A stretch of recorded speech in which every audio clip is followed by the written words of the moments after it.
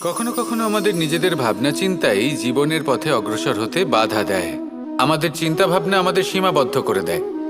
আমরা প্রত্যেক দিন পরিশ্রম করি, কিছু দেখি, কিছু লাভ করি, কোনো একটা স্থানে পৌঁছই, আর একটা সময় পরে মনে কেমন যেন একটা ভাবনা উৎপন্ন হয় যে আর কত দেখব, এত কিছু তো দেখে নিলাম, এত কিছু তো লাভ করলাম, এত সাফল্য অর্জন করলাম, আর কত লাভ করব।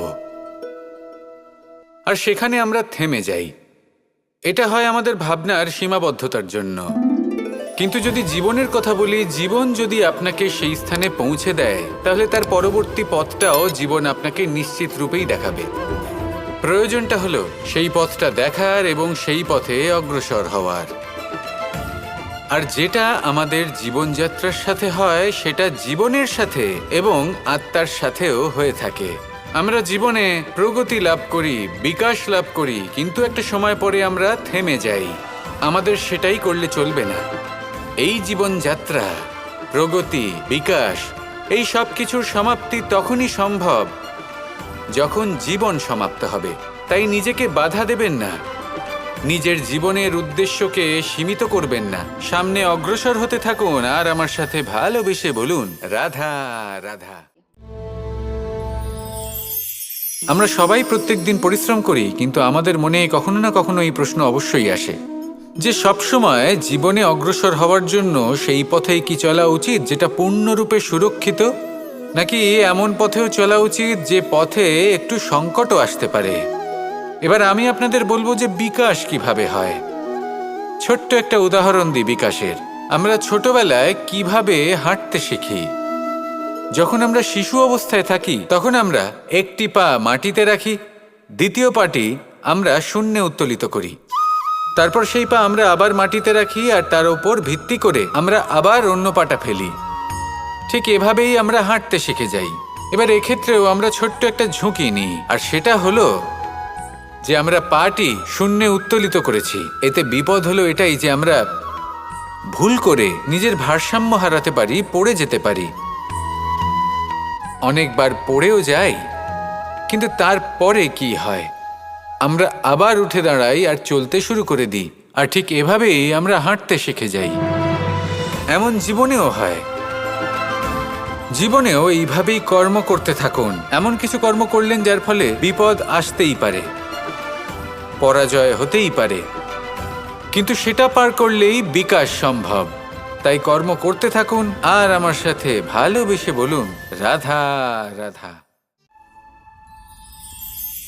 কেউ আমাকে মাখন চোর বলেন, কেউ বা আমাকে মুরলী মনোহর বলেন, কেউ আমাকে যুদ্ধবিমুখ বলেন, কেউ বা আমাকে সুদর্শনধারী বলেন, কিন্তু আমি আসলে কে?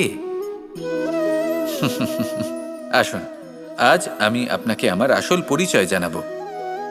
বাড়িতে সুস্বাদু মাখন থাকা সত্ত্বেও গোপীদের কাছে সুমধুর ভালোবাসাপূর্ণ বকুনি খাওয়া যে ভালোবাসে, সেই হলো কৃষ্ণ।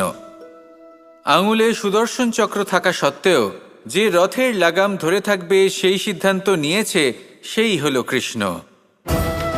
দ্বারকার মতো অনন্য রাজমহল থাকা সত্ত্বেও সুদামার মতো সখা যার অত্যন্ত প্রিয়, সেই হলো কৃষ্ণ। যদি আপনার মনে প্রেম থাকে, আপনি প্রেম বিতরণ করেন, সবাইকে ভালোবাসেন এবং ভালোবাসা রক্ষার খাতিরে শস্ত্র হাতে নিতেও আপনি সক্ষম থাকেন, তাহলে আপনি হলেন কৃষ্ণ। আসুন আমার সাথে ভালোবেসে বলুন, রাধা রাধা। এমন অনেক মানুষ আছেন যারা আমাকে ভগবানের পরিভাষা জানতে চান, যে ভগবান আসলে কি, তিনি কেমন। এবার দেখুন, ভগবান হোক বা আপনার স্বপ্ন হোক বা আপনার লক্ষ্য হোক না কেন, সেই লক্ষ্য তখনই পূর্ণ হয়, তখনই তাকে লাভ করা সম্ভব যখন আপনার দৃষ্টিভঙ্গি মঙ্গলময় হয়, যখন আপনি নিজে মনে করবেন যে আমি যেটা পেতে চাইছি তা শুভ। উদাহরণস্বরূপ, কোনো পাখিকে দেখুন, সে গাছের ডালে বসে এবং সেখানেই বিশ্রাম করে, কিন্তু পড়ে না। কেন? কারণ ওর বিশ্বাস যে যে শাখার উপরে ও বসে আছে সেটাই হলো ওর বাসস্থান। যদি আপনি বিশ্বাস করেন, তাহলে আপনি পাথরের মধ্যেও ভগবান দর্শন করতে পারবেন। আর যদি বিশ্বাস না থাকে, তাহলে যদি ভগবান সামনে দাঁড়িয়েও থাকে, তবেও আপনার বিশ্বাস হবে না। তাই বিশ্বাস করতে শিখুন। এই বিশ্বাসের আধারেই আপনি সেই সব কিছু পাবেন যা আপনি পেতে চাইছেন। আসুন আমার সাথে ভালোবেসে বলুন, রাধা রাধা। রাজা দশরথ ছিলেন রঘুকুলের অত্যন্ত শ্রেষ্ঠ রাজা, কিন্তু একটা সমস্যা ছিল। অনেক অনেক চেষ্টা সত্ত্বেও, পুজো অর্চনা করা সত্ত্বেও ওনার কিছুতেই সন্তান লাভ হচ্ছিল না। প্রজারা চিন্তিত ছিলেন যে এর পরে কি হবে, এই রঘুবংশকে কে এগিয়ে নিয়ে যাবে। কিন্তু রাজা দশরথ এই চিন্তা থেকে মুক্ত ছিলেন, কারণ ওনার শ্রবণ কুমারের অন্ধ মাতা পিতার দেওয়া সেই অভিশাপের কথা মনে ছিল।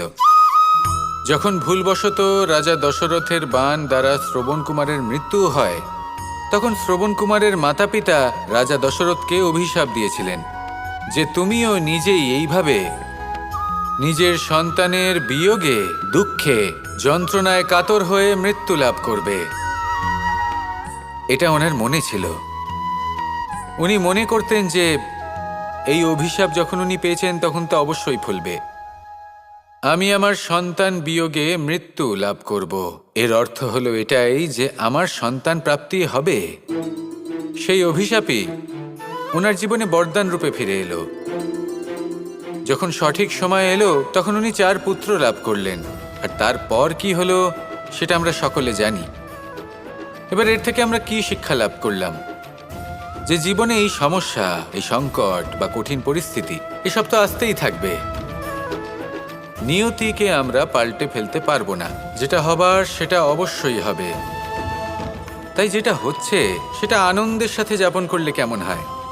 প্রত্যেক সমস্যার মধ্যে কোথাও না কোথাও আনন্দ আছে, সেই আনন্দ খুঁজে বের করতে চেষ্টা করুন। সমস্যার মধ্যে থেকে আনন্দটা খুঁজে নিয়ে সেটাকে মনে ধরে রাখুন, এই আনন্দের সাথে অগ্রসর হন, আর এই আনন্দ সহকারে বলুন, রাধা রাধা। পরিচয়। এই সংসারে প্রত্যেক ব্যক্তি নিজের পরিচিতি অর্জন করতে চান। পরিচিতি অর্থ এটা নয় যে আপনার নাম কি। পরিচিতির অর্থ হলো এটা যে প্রত্যেক ব্যক্তি এটাই চায় যে এই সংসার আমাকে চিনবে, জানবে আর আমাকে সম্মান করবে। কিন্তু এই সব অর্জন করার পূর্বে এটা বুঝুন যে এই পরিচিতির আসল অর্থটা কি। যদি কোনো ব্যক্তি এটা বলেন এর পরিচয় হলো এটাই যে সে একজন ধনী পিতার পুত্র, তাহলে সেই পরিচিতি পুত্রের নয় বরং তার পিতার। যদি কেউ এটা বলে যে সেই ব্যক্তির পরিচয় হলো সে খুব সুন্দর, তাহলে সেই পরিচয় হলো তার রূপের, সেই ব্যক্তির নয়। বাস্তবে পরিচয় কি? আপনার সান্নিধ্য লাভ করে কোনো ব্যক্তি কি অনুভব করতে পারে, তার কি ধরনের অনুভূতি হয়, আপনার পদ, আপনার সম্পত্তি, এই সব কিছুর ঊর্ধ্বে হলো আপনার আসল পরিচয়। যদি কোনো ব্যক্তি আপনাকে স্মরণ করেই প্রসন্ন হয়ে যান, তাহলে সেটাই হলো শ্রেষ্ঠ পরিচয়। তাই এই সংসারে নিজের শ্রেষ্ঠ পরিচয় গড়ে তুলুন আর আমার সাথে ভালোবেসে বলুন, রাধা রাধা।